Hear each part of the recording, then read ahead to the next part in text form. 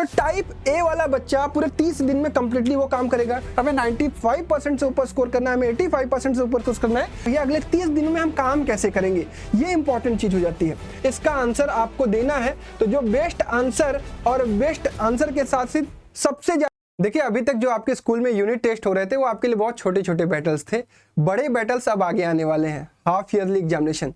जैसे India team के खिलाफ अगर केन्या, जिम्बाब्वे इस तरीके की टीमें हो तो आपके लिए आसान हो जाता है। जब पाकिस्तान, बांग्लादेश, श्रीलंका जो आपके पड़ोसी देश हैं तो थोड़ा सा बैटल टफ होता है। तो उसी प्रकार से अब हाफ ईयरली से आपकी असली बैटल की तैयारी हो रही है। तो इस एग्जाम को कैसे फोड़ना है, कैसे एग्जाम की प्रिपरेशन करनी है, लास्ट 30 डेज में अपने आप को कैसे इंप्रूव करना है, अगर आपने अभी तक कुछ भी नहीं पढ़ा है तो क्या स्ट्रेटजी रहने वाली है, सब कुछ आपको इस वीडियो में बताने वाला हूं। तो नमस्कार, जय हिंद। नए हो तो सब्सक्राइब कर लेना, क्योंकि पूरे क्लास 10th के साल भर आपको चीजें यहीं पर मिलती रहेंगी। तो half yearly examination most probably सभी स्कूल में सितंबर अक्टूबर में होने जाते हैं। सितंबर के स्टार्टिंग में, कुछ के सितंबर के एंड में, कुछ के अक्टूबर के स्टार्टिंग में। तो मैं मान के चल रहा हूं कि आपके पास ये अगस्त वाला महीना है। तो अगर आप तक ये वीडियो पहुंच चुकी है तो आप बहुत खुशनसीब हैं। उससे पहले मैं आप सभी लोगों से कहूंगा कि इस टेलीग्राम चैनल को ज्वाइन कर लेना, क्योंकि इस पूरे वीडियो में ना बहुत सारी चीजें मैं लेकर आया हूं, बहुत सारी चीजें मुझे समझानी है। तो इसका पीडीएफ आपको मिल जाएगा, तो उसके लिए परेशान मत होना। तो अगस्त में आपको तैयारी करनी है और सितंबर में आपको फोड़ना है। जो भी टारगेट है आपका उसको आपको अभी लिखना है, लेकिन कैसे लिखना है वो आपको अभी मैं बता रहा हूं। देखो, जब हम किसी भी एग्जाम या किसी भी चीज की प्रिपरेशन करते हैं तो उसका एक प्रोसेस होता है ना, फ्लो चार्ट हम बनाते हैं। तो कैसे होगा, सबसे पहले हमारी गोल सेटिंग होगी कि हमें यार क्लास 10th के हाफ ईयरली में कितना परसेंटेज स्कोर करना है ना। तो वो सबसे पहले आपको क्लियर होना चाहिए। फिर आपको ये क्लियर होना चाहिए कि आपको सिलेबस क्या क्या चीजें पढ़नी है। उसके बाद उस सिलेबस को पढ़ने के लिए आपको कंटेंट मिलेगा कहां से, यूट्यूब से, बैच से, ऑफलाइन कोचिंग से, ऑनलाइन कोचिंग से, कैसे। फिर उसके बाद उस कंटेंट को पढ़ने के लिए आपका शेड्यूल, पूरा दिन का स्ट्रक्चर कैसा होना चाहिए, और सब कुछ पढ़ने के बाद आपको रिवीजन कैसे करना है और एग्जाम में कैसे परफॉर्म करना है। तो एक एक चीज को समझते हैं। सबसे पहली चीज देखो, बुक गिव अवे अभी भी हो रहा है। 2 बार बुक गिव अवे हो चुका है, एक बुक गिव अवे हो चुका है, बच्चे के पास बुक पहुंच चुकी है। हर महीने में एक बुक गिव अवे करता हूं। दूसरे महीने की बुक अभी तक पहुंची नहीं है, ये मेरी गलती हुई है, मेरी टीम की वजह से थोड़ी सी देरी हो गई है। बट बिल्कुल एकदम वो रहिएगा कि कॉन्फिडेंट कि आपको बुक पहुंच जाएगी, जिस भी बच्चे ने इस बुक को जीता था। तो इस वाले भी वीडियो में आपको एक मौका है कि आप इस बुक को जीत सकते हैं। लेकिन सवाल क्या है, सवाल यह है कि हाफ ईयरली का एग्जामिनेशन आपके पॉइंट ऑफ व्यू से आपके लिए क्यों इंपॉर्टेंट है, इसकी ईमानदारी से आपको जवाब देना है। और साथ ही साथ हर बच्चे को यह भी लिखना है कि उसका हाफ ईयरली में गोल कितना है ना। तो आपको गोल लिखना है और why half yearly is important for you, इसका आंसर आपको देना है। तो जो बेस्ट आंसर और बेस्ट आंसर के साथ साथ सबसे ज्यादा लाइक्स होंगे वो बच्चा एक क्वेश्चन बैंक जीतेगा। ठीक है, तो आप समझते हैं कि आपने अपना गोल क्लियर कर लिया। अब आपको समझना है कि आपका सिलेबस क्या है। देखो, मैं एक अप्रोक्सीमेटली मान के चल रहा हूं कि हर स्कूल इतना सिलेबस तो आपसे हाफ ईयरली में पूछने जा रहा है। मैथमेटिक्स की बात करूं तो real number, polynomial, pair of linear equation, quadratic equation, arithmetic progression, coordinate geometry और ट्रायंगल, 7 चैप्टर मान के चलना, क्योंकि 14 चैप्टर आपके पूरे टोटल है। साइंस में अगर मानूं तो फिजिक्स में लाइट, ह्यूमन आई और इलेक्ट्रिसिटी। केमिस्ट्री में अगर देखूं तो chemical reaction, acid with salt. और बायो में देखूं तो लाइफ प्रोसेस और रिप्रोडक्शन, यानी 7 चैप्टर इन दोनों में हो गए।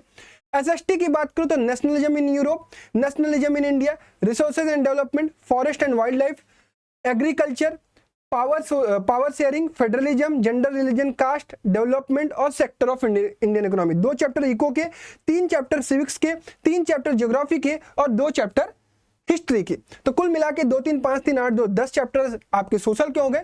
इंग्लिश की बात करूं तो 2 टाइप के आपसे पैसेज पूछे जाएंगे, 80 नंबर का पेपर होगा। ग्रामर की अगर मैं बात करूं तो ग्रामर में स्टार्टिंग के जो ग्रामर के आपके डिटरमाइनर वगैरह दिए गए वो आपसे पूछे जाएंगे।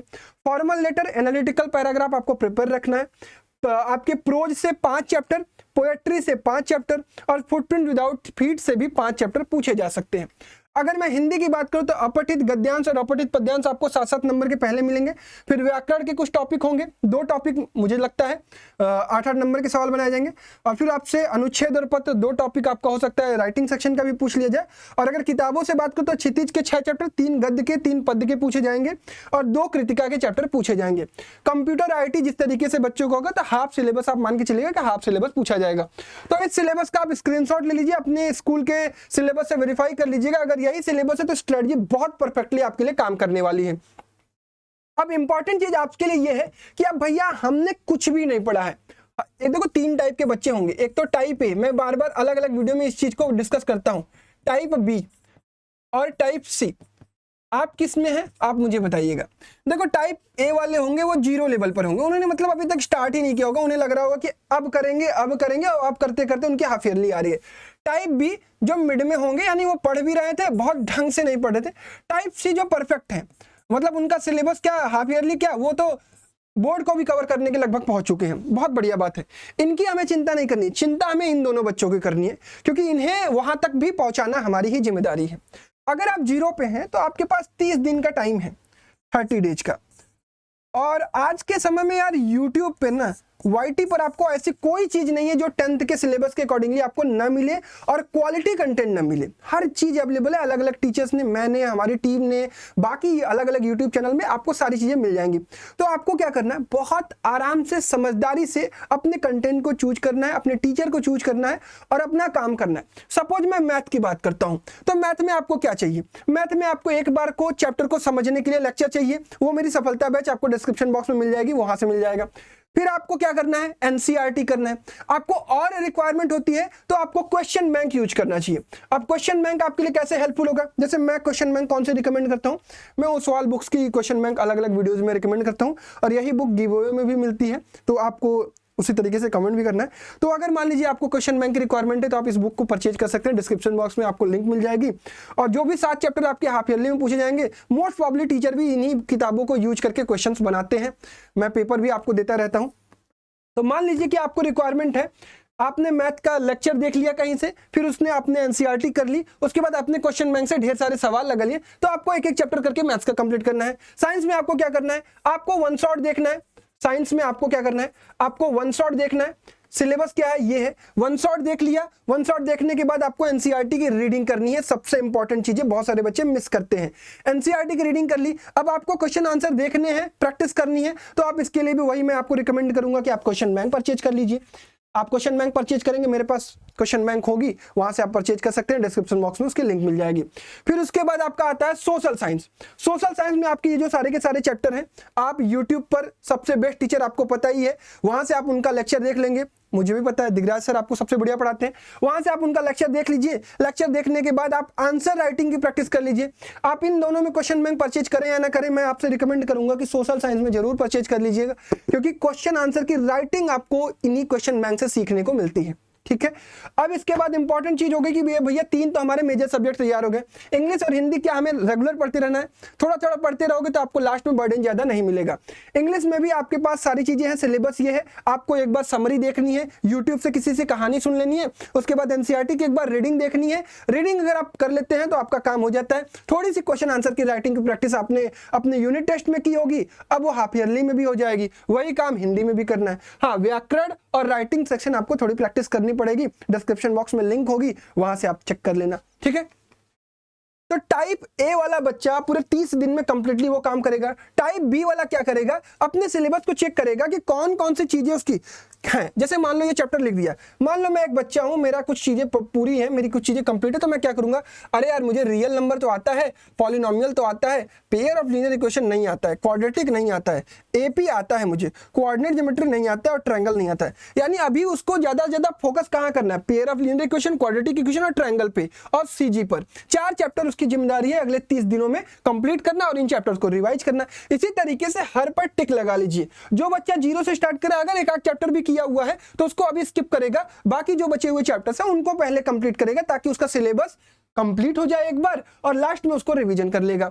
तो ये काम टाइप ए और टाइप बी वाले बच्चों को करना है। टाइप सी वाला बच्चा क्या कर सकता है, थोड़े से क्वेश्चन बैंक से या सैंपल पेपर से प्रैक्टिस कर लेगा। ठीक है, वो थोड़ा रिवीजन करता रहेगा और वो अगर लय में है तो आगे का भी सिलेबस करते रहेगा, बस एग्जाम जब आएंगे तो वो उसका रिवीजन करके अपने एग्जाम में परफॉर्म अच्छा करेगा। और इन बच्चों को सिलेबस पहले कंप्लीट करना है, फिर रिवीजन पर जाना है। अब शेड्यूल कैसे फॉलो करेंगे भैया, अगले 30 दिनों में हम काम कैसे करेंगे, ये इंपॉर्टेंट चीज हो जाती है। देखो 30 दिन में मैं जहां तक समझता हूं कि 6 हॉलीडेज आपको मिलने वाले, 4-5 संडे मिलते हैं, एक आपको जन्माष्टमी मिलेगी, एक रक्षाबंधन मिलेगा, तो 6 हॉलीडेज, यानी आपके पास वर्किंग आवर ज्यादा होंगे। 24 स्कूल डे, देखो क्लास 10th तक जब तक आप स्कूल जा रहे हो तब तक आपको टाइम मैनेज करना बहुत थोड़ा सा टफ होता है। कैसे होता है टफ? देखो 7 बजे से 3 बजे तक इसी के आसपास सभी बच्चों की स्कूलिंग होती है, तो वहां पर आप स्कूल में जा रहे हो, पढ़ाई कर रहे हो। 4 PM से 7 PM कई सारे बच्चे किसी कोचिंग में होते हैं, किसी ऑनलाइन कोचिंग में होते हैं, किसी ऑफलाइन कोचिंग में होते हैं, किसी बच्चे के ट्यूशन के टीचर आते हैं, कोई बच्चा शाम में खेलता है, फिजिकल एक्टिविटीज करता है, तो वो यहाँ पर उसका यूज होता है। अब सेल्फ स्टडी के लिए यही आपके पास टाइम स्लॉट बचता है, वो है 8 बजे से लेकर 11 बजे तक। अब इसी 8 बजे से 11 बजे में आपको सारी चीजें मैनेज करनी है। लेकिन अगर आप शाम में कोचिंग या ट्यूशन करते हैं तो आपको कोशिश ये करना है कि मैथ और साइंस अपने वहीं पर कंप्लीट करने हैं, क्योंकि इस वाले टाइम को आपको किस लिए यूज करना है, मैंने लिखा हुआ है 1 घंटे आपको एसएसटी पढ़नी है, 30 मिनट एक दिन इंग्लिश और एक दिन हिंदी, एक दिन इंग्लिश एक दिन हिंदी करके पढ़ना है, और 45 मिनट मैथ आपको खुद से प्रैक्टिस करनी है और 45 मिनट साइंस आपको खुद से प्रैक्टिस करनी है। इससे आपका क्या होगा, सारी चीजें बैलेंस होकर चलेंगी और सब कुछ आपका समय पर कंप्लीट होता जाएगा। अब टाइम के अकॉर्डिंगली अगर मैं देखूं तो आपको हर सब्जेक्ट के लिए कितना दिन कितने चैप्टर को देना चाहिए।